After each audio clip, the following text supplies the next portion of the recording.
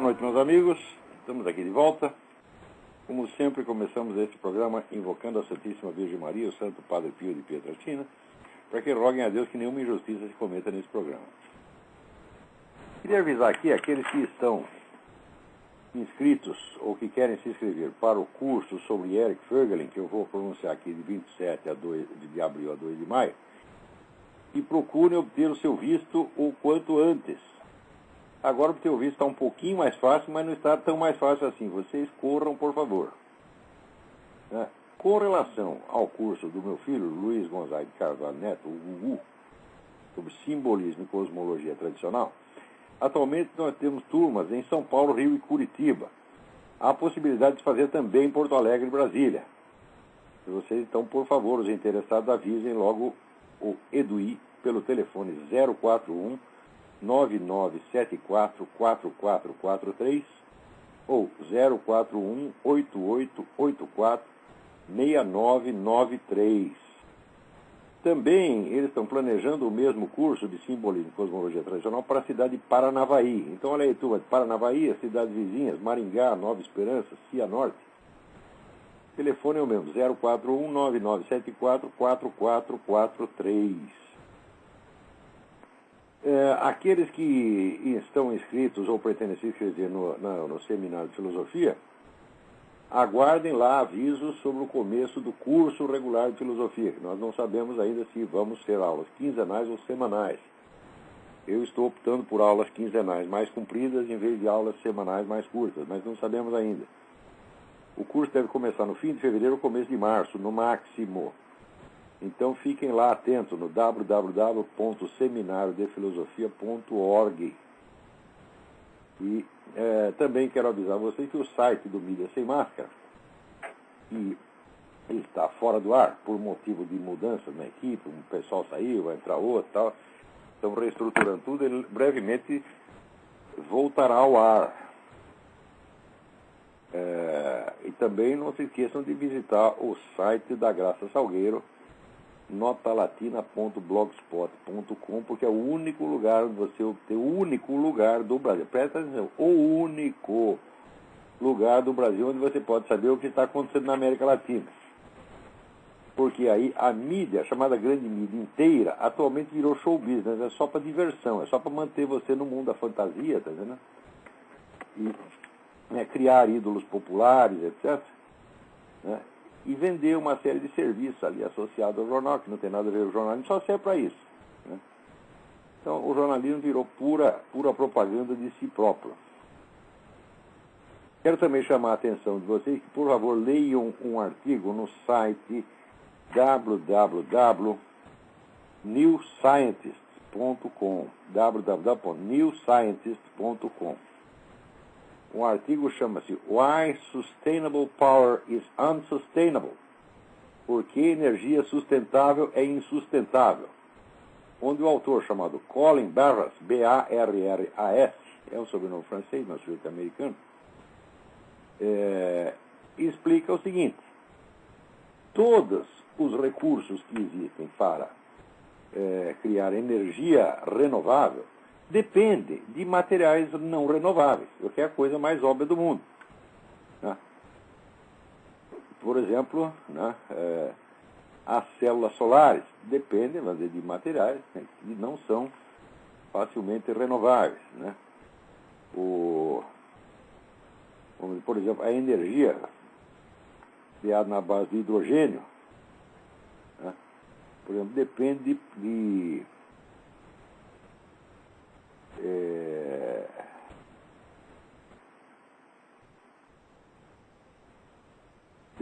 você ter certas enzimas bacteriais, né, que já existem, mas que não tem nenhuma possibilidade de uso em escala comercial ainda, né? E as células de combustível, por sua vez, dependem de platina, que é um material raro, e assim por diante. Você vai ver, olha, esse negócio de energia renovável, isso aí é mito, né? O petróleo ainda sai mais barato e é mais viável do que tudo isso. Então, dê uma olhada lá. Colin Barras, B-A-R-R-A-S. Né? Aqui temos alguns. Olha, para vocês terem uma ideia, desde ontem nós estamos selecionando material aqui para esse programa. Depois que nós selecionamos e jogamos um montão de coisa, olha, sobrou aqui 100 páginas de notícias e e-mails. Olha, se eu fosse apenas ler 100 páginas em voz alta, eu precisaria de 100 minutos, que é o cálculo que faz no rádio, mais ou menos uma página por minuto. Então é absolutamente impossível. Então, aqueles que ficaram de fora, não foi culpa nossa, nós não discriminamos ninguém, é uma impossibilidade física pura e simples. Nós tentamos responder aquele que a gente consegue. Aqui, o Carlos Eduardo Alves de Souza me pede uma atualização sobre essa coisa dos processos que estão correndo quanto à nacionalidade do Barack Hussein Obama. Bom, aconteceu o seguinte, há uma multidão de processos aí circulando, uns na justiça, nos fóruns estaduais, e outros que já estão na Suprema Corte.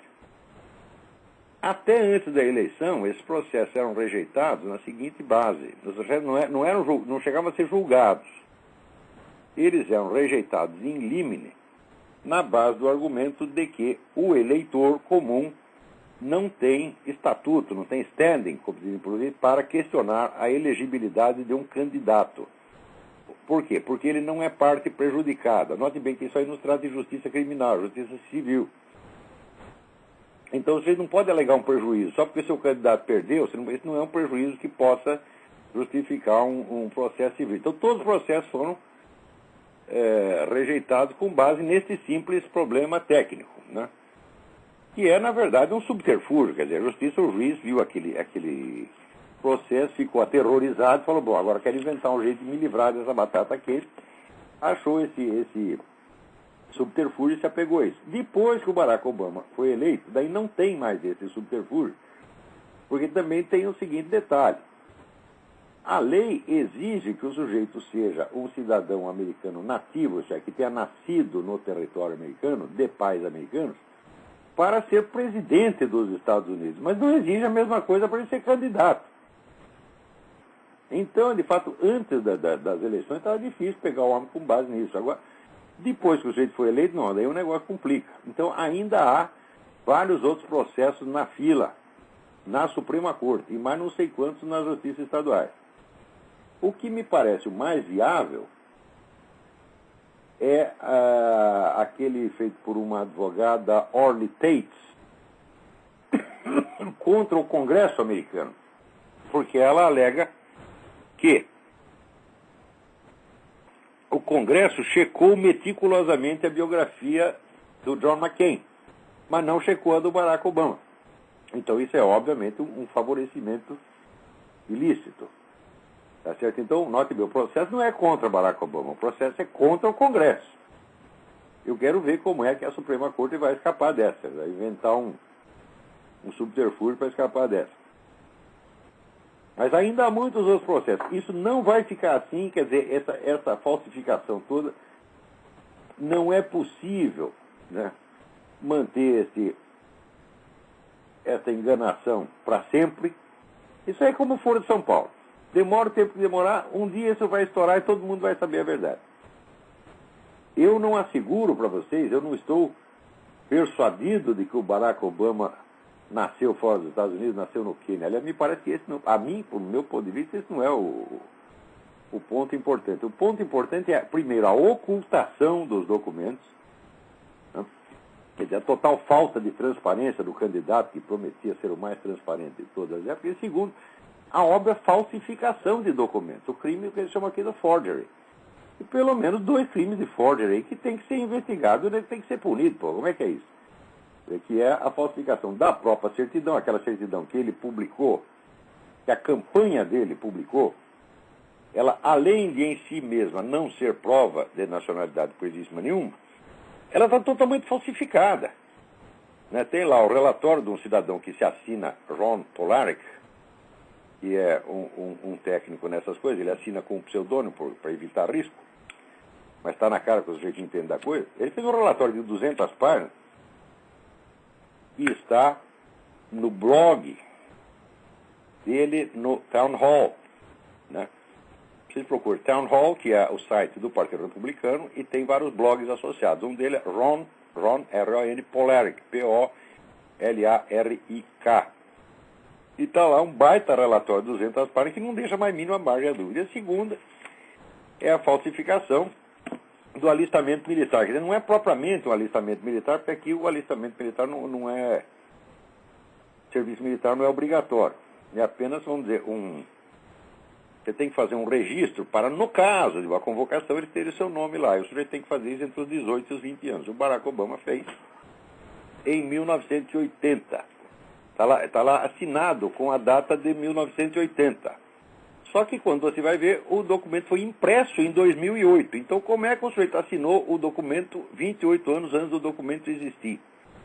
Tá certo? Então, eu acho que esses dois crimes já são suficientes para justificar, não só o impeachment do camarada, mas justifica mandá-lo para a cadeia. Né? Se eu fosse político americano aqui, eu até esqueceria o problema da nacionalidade e atacaria direto nesse ponto, né, do crime de forgery. Só que a justiça aqui é mais complicada do que vocês conseguem imaginar. Quer dizer, no Brasil, você tem lá um único código penal, um único código de processo penal, né, e é tudo mais ou menos unificado. Agora aqui não, isso aqui é um saco, a justiça americana é um saco de gato. Para você mover um processo, você precisa ter um promotor que se dispõe a fazê-lo. O promotor não é obrigado a fazer. No Brasil, se tem uma notícia crimes, e você entrega lá para o promotor, ele é obrigado a investigar o negócio, senão ele comete crime de prevaricação. Agora aqui não. O promotor pode jogar o negócio no lixo se ele quiser. Então tem que primeiro achar um promotor que queira fazer isso. Né? Então é assim que está o negócio, Carlos Eduardo. Bom, em seguida aqui, o Maurício Marchetti me faz a pergunta. Qual a sua opinião sobre a necessidade da leitura das obras de filosofia na língua original? Né?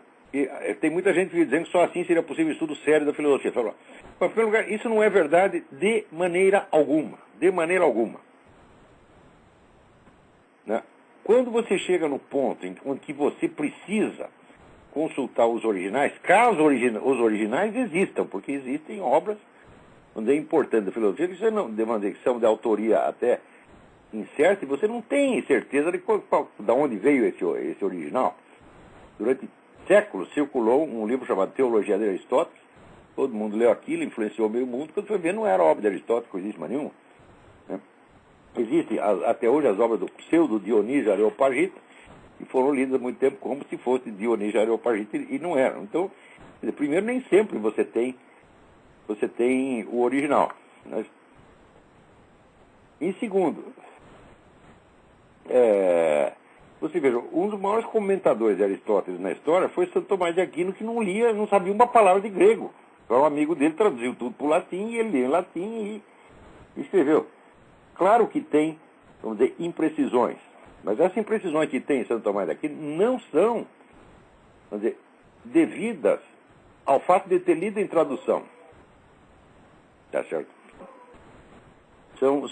São coisas que teriam explicação mais cultural da época. Quer dizer, ele olhou a filosofia de Aristóteles sob certos ângulos que interessavam a cultura contemporânea e que às vezes não são o que interessa a uma época seguinte, então isso naturalmente cria uma diferença de visões. Então, é perfeitamente possível um estudo sério, vamos dizer, mediante traduções. Agora, se você quer fazer não um estudo sério, presta bem atenção à diferença, não é um estudo sério, se você quer fazer um estudo científico, tá certo, do texto, aí você tem que ir para o texto original, pô, aí não tem outro jeito. Agora, isso aí é mais de importância para a história da filosofia do que para a filosofia propriamente dita. Porque se você está estudando Aristóteles, não como aluno de filosofia, nem como historiador da filosofia, mas como filósofo, você está se alimentando das ideias de Aristóteles para as suas próprias ideias. Se você interpretar Aristóteles um pouquinho errado, não tem importância, porque você não está interessado em filosofia de Aristóteles, você está interessado nos problemas de que Aristóteles está tratando. Agora, se você quer reconstituir historicamente o que foi a filosofia de Aristóteles, então, meu filho, tu vai ter que ler no original. E se você está fazendo um meio a meio, como, por exemplo, eu fiz no meu livro Aristóteles em Nova Perspectiva, que era, em parte, um trabalho filosófico novo, e, em parte, um trabalho que se reportava à história da filosofia, ou seja, eu estava partindo de uma base histórica, né, dos textos de Aristóteles, para enunciar uma nova teoria, e eu acho que se não era de Aristóteles, pelo menos coerente com o que Aristóteles falou, então aí você faz um meio a meio como eu fiz. O meu conhecimento de grego é deficiente. Quer dizer, se eu for ler uma página em grego, eu levo 4 horas e meia, entendeu? Mas eu sei o grego o suficiente para eu ler uma outra frase, tirar uma outra dúvida, pegar a nuance de uma palavra, consultar um dicionário. Isso aí, esse mínimo, eu acho que todo estudante de filosofia deveria ter. Né? Não só com o grego, mas com qualquer língua, né, original de uma obra filosófica importante. Agora, aqui, eu aposto aqui, eu tenho 2 bolas no saco, como todo mundo, 2, né? Eu aposto as 2, e apostaria uma terceira se tivesse, a saber se a maioria das pessoas que falam de Kierkegaard no mundo leram Kierkegaard em dinamarquês. Né? Você acha, por exemplo, que Heidegger leu Kierkegaard em dinamarquês? Você acha que Sartre leu Kierkegaard em dinamarquês? Ora, faça-me um favor, porra. O Sartre, que vive no Brasil, não fala nem português, vai saber dinamarquês? Tá certo? Então, quando o filósofo vem de uma nação que não tem uma presença significativa, né, na cultura do mundo, embora tenha alguns tesouros individuais importantes, ninguém vai aprender aquela língua só para ler o sujeito. Né? Mesmo o russo. Tem um monte de gente, tem discípulos de Nikolai Berdyaev, discípulos de Vladimir Solovyov, nunca leram. Né? Vladimir Solovyov é russo. Eu lembro, o meu mestre, padre Stanislau lá dos Anjos, né? Ele lia um pouco de russo, porque os russos invadiram a terra dele e ficaram lá durante 50 anos. Então ele falava alguma coisa de russo. Mas mesmo assim, ele indicava várias traduções, inclusive italianas, de Solovyov, e dizia, não, essa aqui você pode... Ele me recomendou um livro de Solovyov para fazer um estudo. O livro chamava-se A Crise da Filosofia Ocidental. É um livro impressionante, impressionante. E eu fiz lá um trabalho que era análise estrutural da crise da filosofia ocidental de Vladimir Solovyov. Para você fazer uma análise estrutural, você não precisa ler o original. Porque a tradução não modifica a estrutura, a tradução modifica palavras, nuances, às vezes, de uma frase, uma outra, mas a estrutura não. Então ele disse, olha, você pode se basear nessa tradução italiana e vai dar tudo certinho. E deu. Então isso aí é coisa mais de pedantismo de brasileiro. Tá entendendo? Aqui nos Estados Unidos, as pessoas só leem coisa fora do inglês quando não tem outra saída. Quando, por exemplo, você não tem uma tradução. Não é isso? Então daí o que você vai fazer? Você vai ter que ler no original, pô. Quantas vezes eu não procurei livros importantes e não tinha tradução nenhuma, falava, merda, agora vou ter que ler na porra do alemão, que eu levo 3 horas e meia para ler cada página, sofro pra caramba e nunca tenho certeza de que entendi aquela merda. Então, a vida é assim, meu filho. Ninguém pode saber todas as línguas. Bom, o Paulo Silas Diniz faz um apelo aqui. Moro em Roraima e estou muito preocupado com a demarcação contínua da reserva Raposa Serra do Sol e com a consequente expulsão dos não-índios.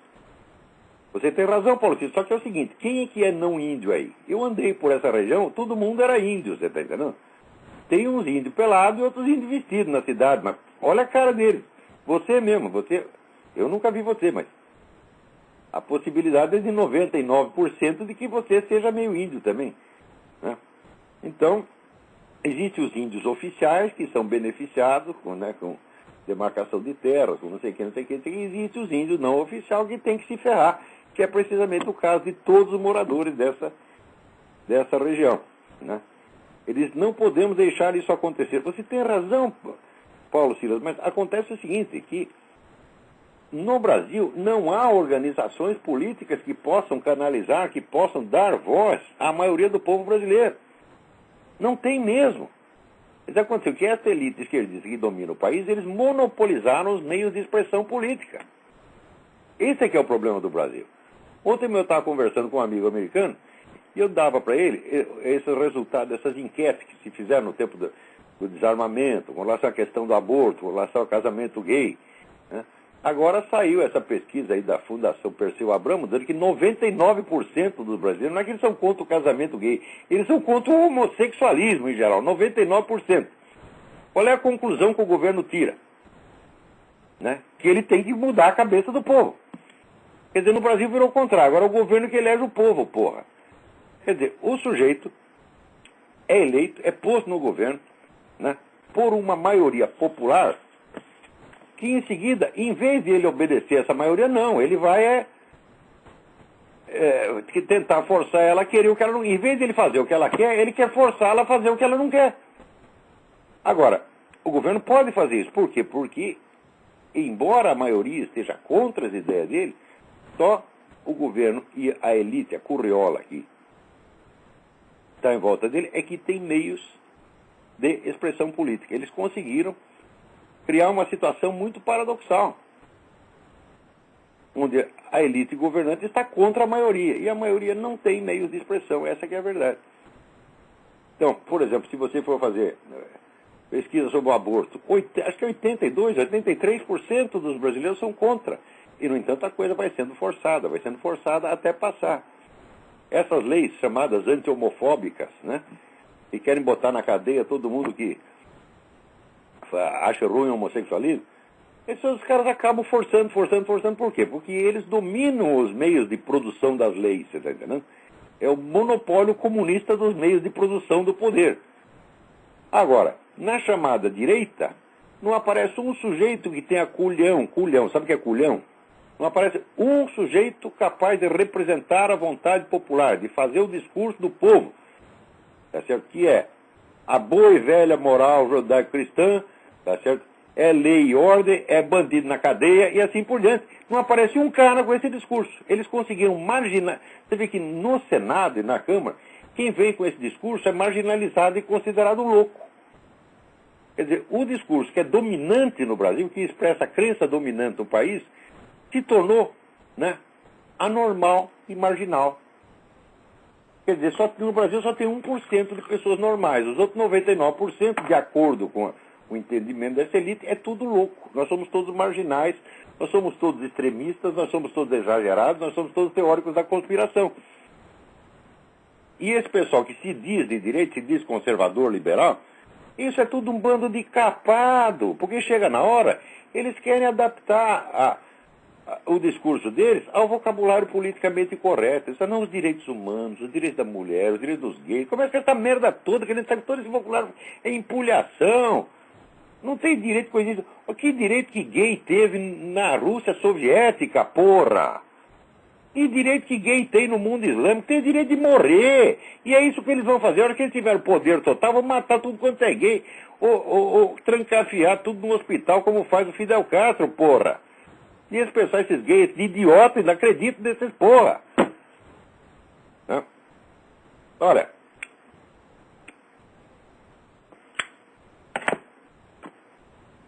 Então, como é que nós vamos fazer isso, Paulo César? Vamos fazer um movimento contra a demarcação das terras indígenas. Então, fala assim, mas cadê o dinheiro para fazer o movimento? Napoleão dizia que para fazer uma guerra tem 3 condições. Primeira, dinheiro. Segunda, dinheiro. Terceira, dinheiro. Cadê os 3 itens? Você não tem, porque eles dão, todo mundo só dá dinheiro para o PT. Né? Quer dizer, o PT pode cobrar dízimo dos caras. Ó, tá lá um trabalhador da indústria, né? Feito humilde, se inscrevia no PT, dava 20%, 30% do seu salário para o PT, todo mundo achava lindo. Né? Agora, se eu, para manter aqui o nosso trabalho funcionando, para manter esse programa, para manter outras coisas funcionando, eu ponho lá um botãozinho do PayPal, né? Faça uma doação, vai todo mundo dizer, olha, tá pedindo esmola, tá tomando dinheiro dos outros. Porra, não dá. E não é só comunista que fala isso, não. Gente da direita. Essa nova geração direitista que apareceu, com as honrosas exceções de sempre, só pensa no seu próprio bolso, porra. O pessoal tá vindo aqui a fim de fazer um curso de fundraising e fazer fundraising em benefício próprio, tá entendendo? Agora, eu sem dinheiro nenhum, contando apenas com o fruto do meu trabalho, com uma ou outra doação que eu recebo de vocês mesmo, né? Eu faço mais do que toda esta gente somada. Você pega todas as instituições conservadoras e liberais do Brasil. Elas não têm 1/10 da repercussão que eu obtenho. Você está entendendo? Então é assim, tem os caras que trabalham e tem os que ganham dinheiro. E é esse o problema.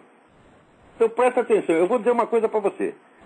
Se aparece site ou movimento dito liberal conservador, tá entendendo? Presta atenção. Se eu não estiver lá, ou se eu não legitimar o negócio, eu vou dizer uma coisa para você, não acredite. Porque vocês me conhecem, sabem que eu sou sincero, vocês sabem que eu não estou fazendo isso por dinheiro, nem por cargo, nem por nenhum. Vocês sabem que eu não puxo o saco de ninguém. Vocês sabem que eu sou totalmente independente, eu sou dependente de Deus, quer saber? Meu público é Deus, eu escrevo para Deus, quer dizer, para ver se Deus gosta, se Deus não gostar. Se Deus não gostar, eu estou fodido, mas é o único que eu estou obedecendo aqui, é Deus Todo-Poderoso. Os outros vão tudo tomar no cu, tá entendendo?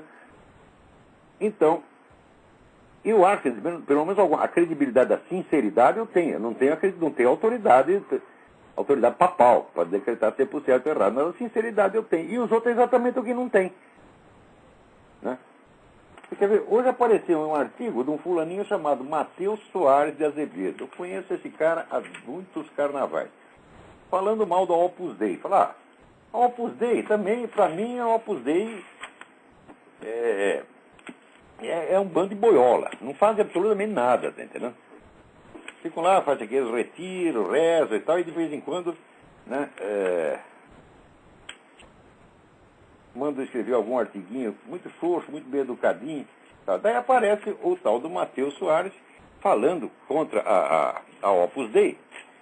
E dizendo, não, a Opus Dei tem muita coisa secreta, eles gostam muito de negócios segredos. Olha, porra, o Matheus Sampaio é membro do Matarica. Sabe o que é uma Matarica? Organização Secreta Islâmica, porra. E vem falar do segredo dos outros, quer dizer, ele é um cara cristão que secretamente segue a orientação do sheik muçulmano. Isso aí vai fazer 30 anos, porra. E vem falar do segredo dos outros. Ô, Matheus, vai tomar no olho do seu cu, porra. Eu não devia nem falar de você, porque você é um bostinha. Mas me mandaram esse negócio aqui. O que você acha disso?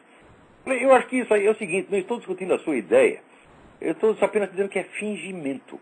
Não estou dizendo que você tem razão, não. Às vezes, esse fingir também tem razão. Se eu falo uma coisa por hipocrisia, o conteúdo daquilo pode ser até verdadeiro. Quer dizer, o que você fala da Opus Dei não é falso. Falso é você. Tá entendendo? Então, não adianta tu dizer isso. Agora, e eu? Eu estou ligado aqui, secretamente aqui. Não estou ligado secretamente a bosta nenhuma. Tá certo? Hã? Aqui não tem nada para esconder, você está entendendo? Aqui o pessoal sabe o que eu faço, sabe de onde vem meu dinheiro, e sabe que eu não tenho compromisso com organização política de espécie alguma. Já dei meu apoio para uma vez. Vou contar uma história para vocês.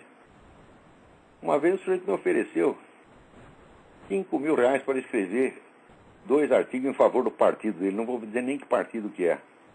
Eu falei, mas meu amigo, se o seu partido estiver fazendo a coisa certa, eu escrevo de graça. Por que o senhor vai me dar 5.000 pau para fazer o que eu já estou fazendo? Né? Daí ele insistiu, falou, não, eu não quero não. O senhor pega o dinheiro e enfia no seu orifício anal. Eu já defendi o seu partido em outras ocasiões e se for necessário, defendo de novo. Tá? Como vou dizer, defendi, por exemplo, o direito do João Pedro Stede ele falar uma vez que queriam vetar, censurar lá um programa dele. Né? Defendi o direito do doutor Enéas falar outra vez que queriam censurar. Isso não quer dizer que eu gostasse do doutor Enéas ou gostasse do João Pedro Stede. Para mim eram 2 bosta, tá vendo? Agora, o que é certo, porra. Né? Agora, vem o Matheus falar do segredo dos outros. Porra, o que é isso?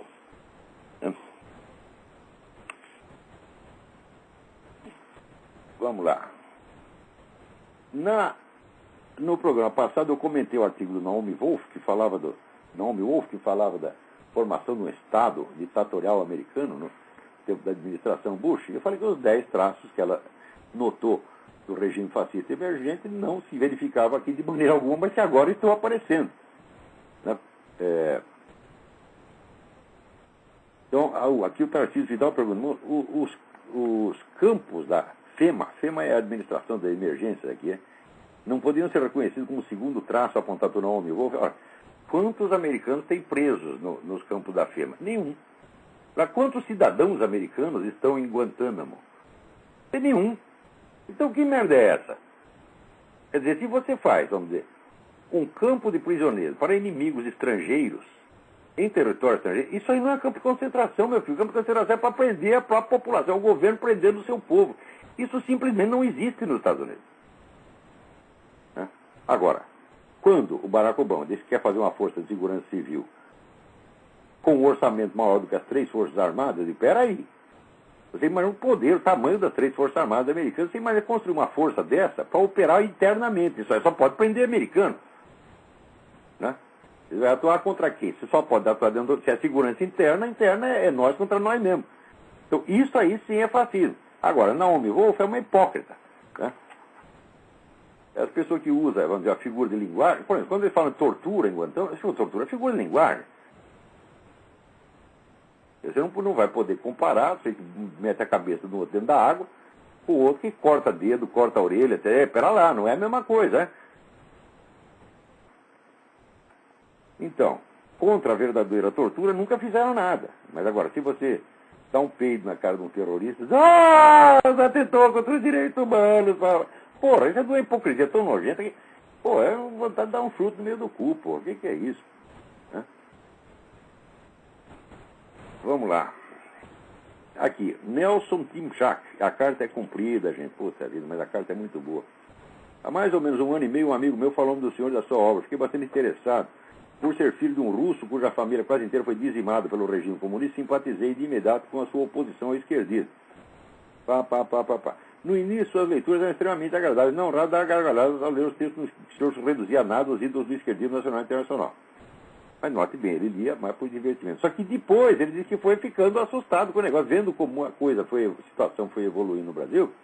À medida que fui tomando consciência da dominação quase que absoluta de todos os meios de comunicação pelo comunismo, bem como da má fé e despreparo de 99% dos intelectuais e jornalistas patos, comecei a me sentir sufocado.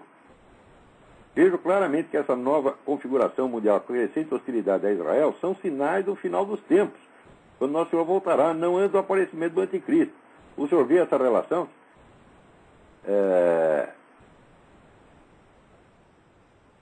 Claro que eu vejo. Tá certo? Ele pede que ele indique livros. Só, bom, eu vou te indicar um site. Você procura no Google o nome Berit, B-E-R-I-T, Kjos, K-J-O-S. Essa senhora é uma pregadora protestante e ela faz um site que tem milhares de informações exatamente sobre esse negócio de nova ordem mundial, comunismo, sob o prisma teológico, que é o que interessa a você. Porque você... tem tanta coisa, mas tanta coisa importante, inclusive os artigos escritos por ela. Ela escreveu um livro muito importante chamado Brave New Schools, né, que é sobre a mutação do sistema educacional americano, transformar isso numa fábrica de idiota. Né? Tudo isso, o material dela é muito bom. Dá uma olhada lá, inclusive indicações de livros você terá lá. Assim me abrevia o tempo aqui. Olá, aqui o Eduardo Marcos. No último programa o senhor falou sobre a tradução de um livro do Russell Kirk e achava que não tinha nenhum texto em português, mas tem. O padre Paulo Ricardo traduziu o texto... Bom, aqui meu amigo, o padre Paulo Ricardo traduziu 10 princípios conservadores do Russell Kirk e eu não sabia. Olha só, mas que idiota, né? Eu vivo olhando o site do padre Paulo Ricardo, agora faz um tempo que eu não, mas eu nunca vi isso lá, porra. Eu sou uma besta quadrada mesmo, desculpe, hein? Desculpa a vergonha que eu passei. Né? Aqui, www.padrepauloricardo.org. Né? Vinícius Krause, né, tinha 2 questões que me causam ansiedade. O que uma pessoa normal, não filósofa, precisa saber para viver em paz? Não dá para viver em paz. O Cristo disse que ele não veio trazer a paz, ele veio trazer a espada. O sonho de uma vida completa e perfeita, o sonho de ter uma personalidade completa, isso faz parte da mentalidade revolucionária, meu filho. Nós somos seres incompletos, nós somos seres imperfeitos. Perfeito quer dizer a mesma coisa que completo. Quer dizer em volta, e feito quer dizer o que é feito. Então, ser feito e todo fechadinho em volta seria a personalidade completa e perfeita, que era o sonho do Jung, essa gente toda, né? Quer dizer, a personalidade perfeita, bonita, que pode ser contemplada como uma obra de arte. Falou, isso não existe. Nós vivemos no meio do erro, da dúvida e do pecado, você está entendendo? E nós vamos viver assim até o último dia, nós somos uma bela merda, está entendendo? Então, o que você tem que procurar não é a paz, o que você tem que procurar é a salvação da sua alma, meu filho. Você tem que procurar não a sua perfeição, mas você tem que procurar a misericórdia de Deus, porque qualquer perfeição que você tenha vai ser injetada em você de cima e você não vai nem perceber. E você não vai achar que é perfeição. Quando você melhora um pouquinho, você fica achando até que você é pior do que antes. Mas se você é um bom filho da puta, se transforma num homem honesto, aí que você acha que você é um filho da puta. É assim que é. Agora, o filho da puta mesmo acha que é lindo. Que nem o Lula, que diz que é um homem sem pecado. Ele não tem pecado, quem tem pecado sou eu. O filho da puta sou eu. Você está entendendo? Eu acho que eu sou um filho da puta, eu acho que eu sou um bosta. Ele acha que ele é um grande homem. É esse que é o problema. Então, não procure a paz, meu filho. A paz é no outro mundo, a paz é na eternidade. A paz, a plenitude é na eternidade. A eternidade existe. A vida eterna existe, ela é um fato. Né? Então, esqueça esse negócio de paz. Paz é viadagem, porra. Né? Como posso descobrir se sou um filósofo ou não? Se devo permanecer nessa busca doido pela verdade ou devo fazer vista grossa algumas dúvidas? Jamais! Jamais fazer vista grossa. Enfrente as suas dúvidas. Olha, o meu mestre, padre Stanislao dos Anjos, ele dizia que a tolerância para com o estado de dúvida é a condição necessária para você ser um filósofo. Se você não aguenta segurar uma dúvida na cabeça por 1 ano, 2, 3, 4, até você encontrar a resposta, aí não dá para ser filósofo. Se você quer uma resposta pronta na hora, então você tem que seguir, vamos dizer, apenas pelo princípio da obediência. Note bem, nós devemos obediência, é certo, à igreja. Mas você não espere que a igreja resolva todos os problemas, não. Você está entendendo? Se você pensar, olha, a totalidade da doutrina da igreja, quantas verdades ela estabeleceu? Ela estabeleceu uma meia dúzia, o resto é por sua conta, meu filho. E vira, você está entendendo? E, note bem, São Paulo apóstolo ordenava, tudo que te ensinarem, tudo que te disserem, você investigue para saber se é verdade. Isso é a ordem de São Paulo apóstolo. Então, se você tem que investigar, quer dizer que a coisa não é óbvia, não é evidente à primeira vista. Então, você vai ter que gastar algum tempo e, durante esse tempo, tu vai ter que tolerar o estado de dúvida. A verdade é filha do tempo, diz Santo Tomás de Aquino. Então, enquanto você não acha a verdade sobre aquele ponto em particular, porque claro que você descobre uma verdade, aparece 50 mil outras dúvidas na sua cabeça, até você achar a verdade sobre aquele ponto, você vai ter que permanecer em dúvida e aguenta, meu filho. Né? Aqui o Hans Kung escreveu, se Obama fosse papa, puta que o pariu! Ah, Hans Kung merece um pontapé no meio do cu, porra. Esse cara é um salata, já falou tanta mentira, tanta besteira, pô, ele escreveu na Folha de São Paulo, pode ser na Folha de São Paulo, puta vida. Ai, o presidente Barack Obama conseguiu em curto período de tempo retirar os Estados Unidos de um clima de desânimo. Peraí. Não foi o presidente Barack Obama, foi o candidato Obama. Até o dia da posse, né, o Obama infundiu um entusiasmo extraordinário. Na primeira semana, quando ele veio com aquele negócio do estímulo, ia gastar 730 bilhões, acabou a esperança na mesma hora. 62% dos americanos estão contra isso aí. O Obama já está doendo no bolso. Se o Obama fosse papa, ele ia meter a mão no seu bolso, Hans Kung. E no meu e no de todo mundo. Que isso? Puta que pariu. Bom, mas se o Obama é o Messias, por que ele não pode ser papa também, porra? Caralho. Aqui. Gabriel Marini, né? Estudante de jornalismo da USJT de São Paulo. Muito me assustou quando o professor da teoria das mídias, Roberto Coelho, abertamente se colocou como gramsciano. O gramscianismo é assim, é a codificação da sacanagem e da mentira.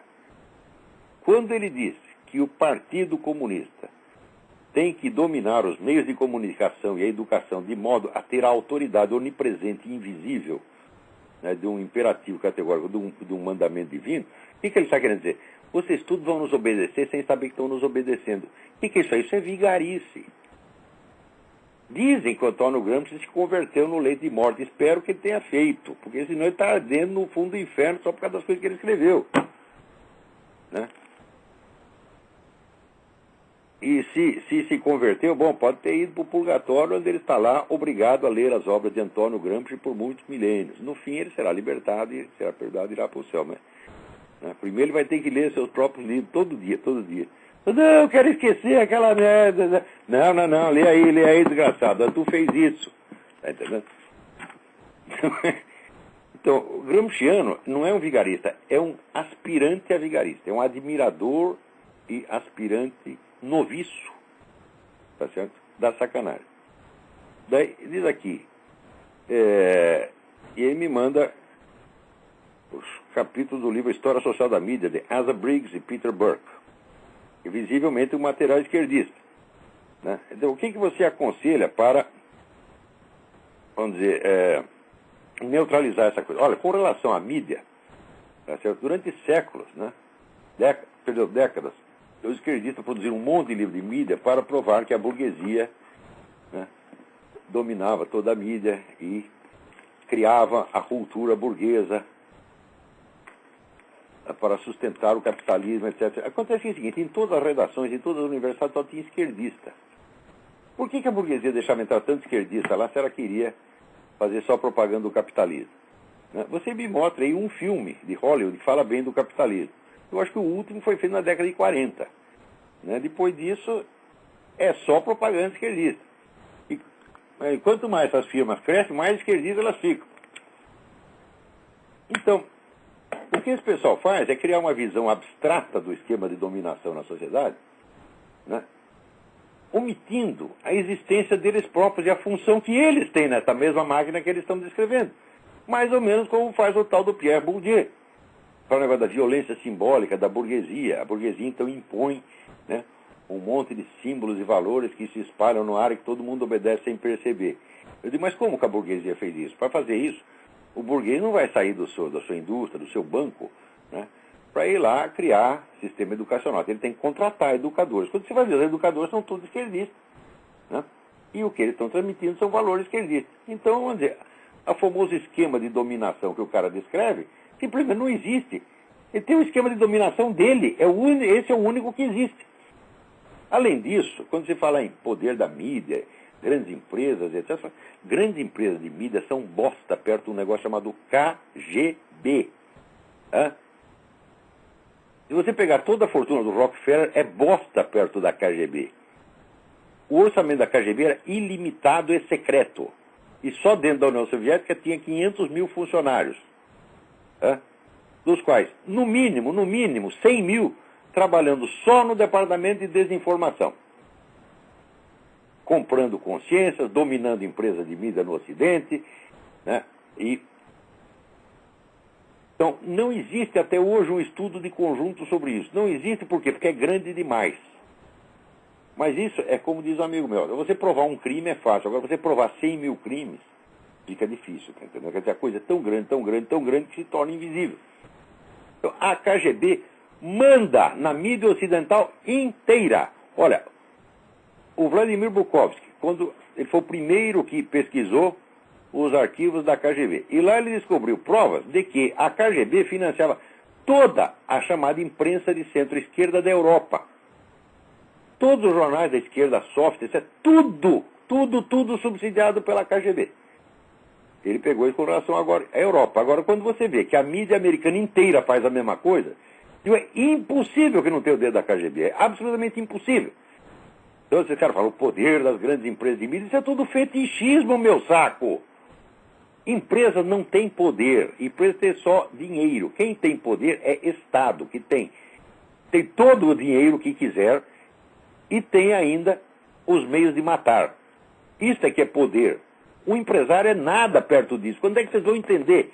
Esse negócio de burguesia é tudo fetichismo, porra. Puta que pariu. Olha, você vê o Estado quando quer forçar você a fazer uma coisa, ele pode te intimidar, te prender e te matar. Agora, o burguês, o que ele pode fazer? Ele pode, no máximo, te oferecer um dinheiro. Se você não quiser aceitar o dinheiro, se você mandar ele enfiar o dinheiro no cu, você não é obrigado a fazer o que ele quer. Então, o que é o poder da sedução comparado ao poder da intimidação e ao poder de matar? É nada, gente. O pessoal fala do poder do dinheiro. Olha, o cara que está sem dinheiro no bolso, ele idealiza o dinheiro, então ele imagina O dinheiro rege o mundo, o dinheiro matou. Não, meu filho. Quem manda no mundo é o poder de matar. Tem que entender isto. Tá? Se você sai com o dinheiro no bolso e chega um trombadinha na rua com 38, você está lá com 20 mil dólares no bolso e o cara tem lá uma merdinha do 38 com 2 balas. Quem manda mais? Você ou ele? No mundo funciona do mesmo modo. Agora, a KGB não tinha só o poder armado. Ela tinha o poder armado para intimidar, para matar, e tinha também o poder do dinheiro. Muito mais dinheiro do que qualquer potentado ocidental. Jorge Soros, comparado com a KGB, é um mendigo. Porque ele nunca passou de um office boy da KGB. É isso que ele é. Então, olha, se você quer ter uma ideia de como é que funciona o negócio de mídia aqui, você começa por ler os livros do Bernard Goldberg. Não é uma análise sociológica, não é estudo científico, é apenas um depoimento pessoal do que ele viu na mídia americana. Tá certo? Você lê o livro Arrogance e Bias, né? E agora este último livro, né? A Slobbering Love Affair, um meloso caso de amor entre Barack Obama e a grande mídia. Leia aí se você vai ver. Depois você vai ver as grandes teorias lá do seu Peter Burke, Asa Briggs. O intelectual de esquerda é feito assim, ele existe para negar a realidade de uma maneira intelectualmente sofisticada, em linguagem científica, quer dizer, faz uma imitação, macaqueia a linguagem de uma ciência, para negar os fatos óbvios e para negar, às vezes, a própria existência do sujeito que está fazendo aquilo, tá entendendo? Por exemplo, eu estive 40 anos na mídia brasileira, mais de 40 anos. Eu sei que todos os chefes de redação do Brasil é tudo comunista, ou simpatizante no mínimo. Se tiver um que não é esquerdista pessoalmente, mas que cede, por causa da força majoritária, é muito. E todos eles ficam se queixando que as empresas, né, a burguesia oprime o pensamento burguês. Eles falam que é do pensamento único. Ó, o único pensamento único que eu conheço é o pensamento único deles, que é o que domina, porra. E eles ficam falando do pensamento único dos outros. Falei, cadê o pensamento único pró-capitalista, que eu não vejo? Daí os caras falam, mas os bancos dão dinheiro para quem? Dão dinheiro para a direita? Os bancos dão dinheiro para vocês, porra!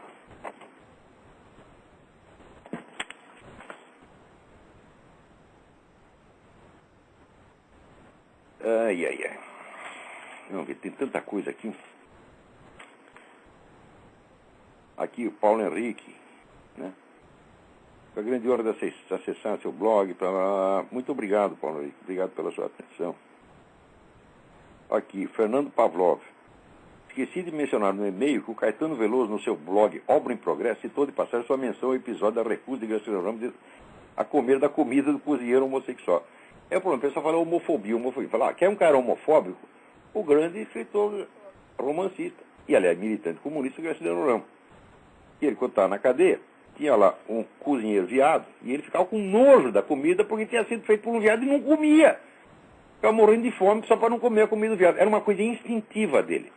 Não era um preconceito, não era uma ideia, era uma coisa que ele sentia no corpo dele. O que pode fazer? Ele vai prender o cara por causa disso? Não, ele já estava preso, porra. Se fosse hoje, ia voltar para a cadeia porque falou uma coisa dessa. Então, eu acho que o direito, né, do sujeito tem de sentir atração por isso ou aquilo, o direito de querer determinados prazeres, é coextensivo ao direito de repugnância, ao direito de não gostar e o direito de sentir repugnância. Tá certo? Eu, pessoalmente, eu não tenho isso, eu não sinto essa repugnância, né? Não sinto nada disso, mas eu sei que o sujeito sente e ele tem o direito de sentir o que ele quiser. Né? Olha, o que quiser não, porque ele não sente o que quer, a gente sente o que pode. Então, isso aí para mostrar agora o Caetano diz, bom, mas desse ponto Graciliano nenhum pode passar. Digo, pode passar como? O Graciliano fez o que ele sentiu o negócio e expressou por escrito. O que mais você queria que ele fizesse? Que batesse no gay? Hã? Os caras vêm, existe violência contra gay. Sim, num país onde matam 50 mil brasileiros por ano, me aparecem os merda falando de 100 homossexuais que morreram e dizem que é uma epidemia de violência contra gay. Fala, olha, violência contra gay dá vontade de fazer na hora que você lê uma coisa dessa, porra.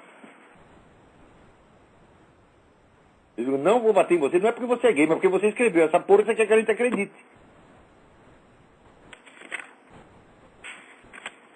Ai, ai, ai.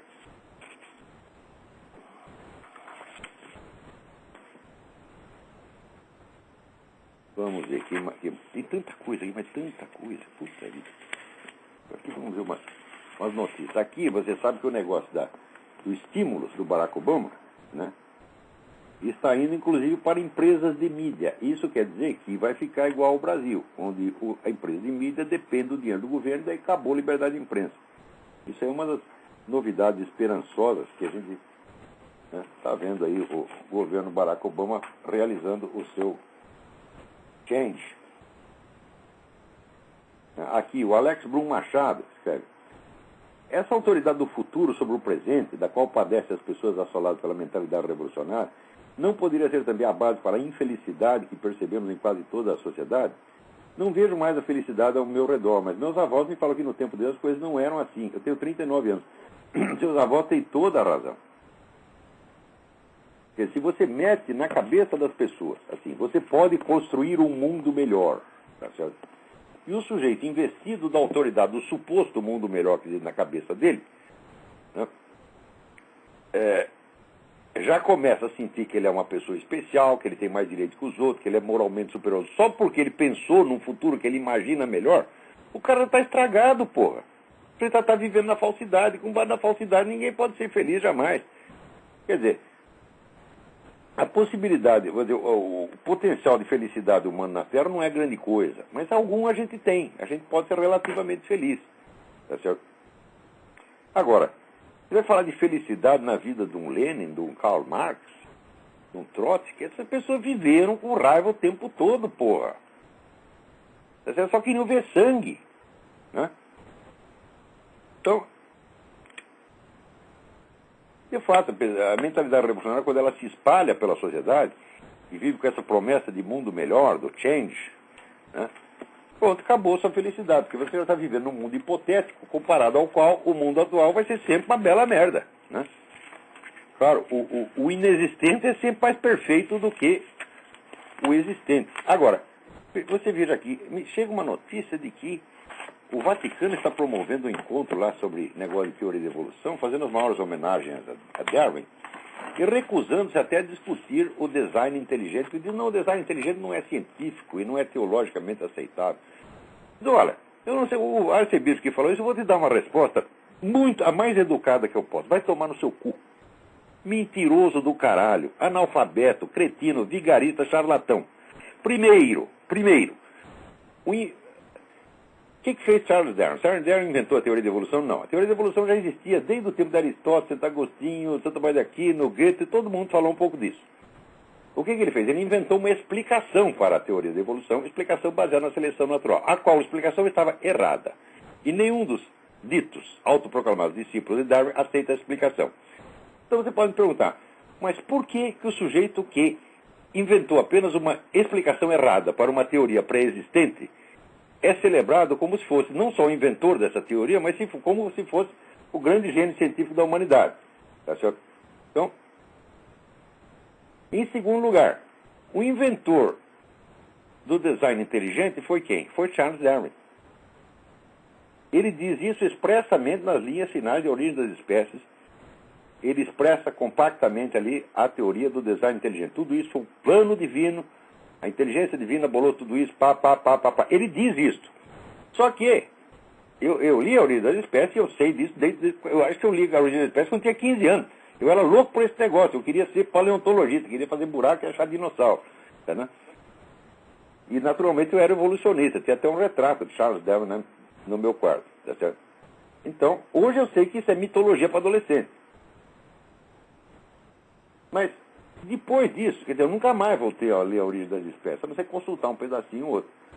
Mas, essa semana alguém me mandou uma gravação, um vídeo maravilhoso, de um cidadão chamado John Angus Wilson, que é um estudioso de retórica, a arte da argumentação.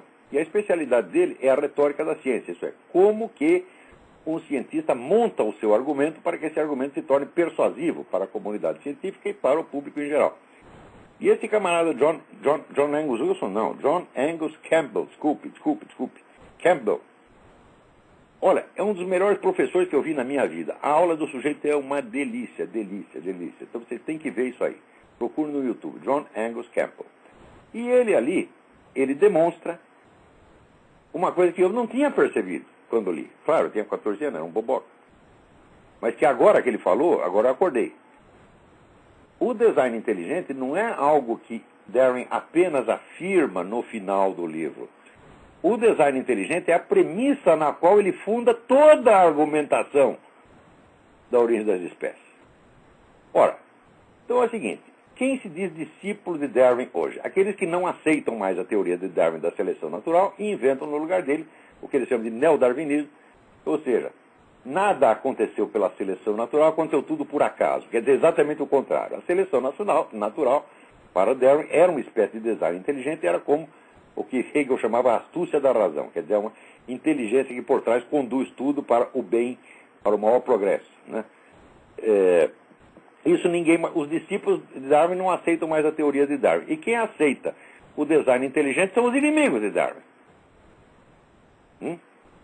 Agora, existiu o fato da evolução ou não existiu? Eu vou dizer uma coisa para vocês. Eu sou o único ser humano sobre a Terra, pelo menos dentro do meu conhecimento, que não tem a menor ideia se esse negócio aconteceu ou não. Porque todo mundo acha que sabe. Eu não sei. Eu sei o seguinte, nada foi provado, nem em favor nem contra. Com relação à seleção natural, já foi derrubado. Com relação ao acaso, dizer que tudo aconteceu por acaso, é possível você provar que tudo aconteceu por acaso? Olha, se você estudou um tiquinho assim de lógica, você sabe que essa prova é impossível.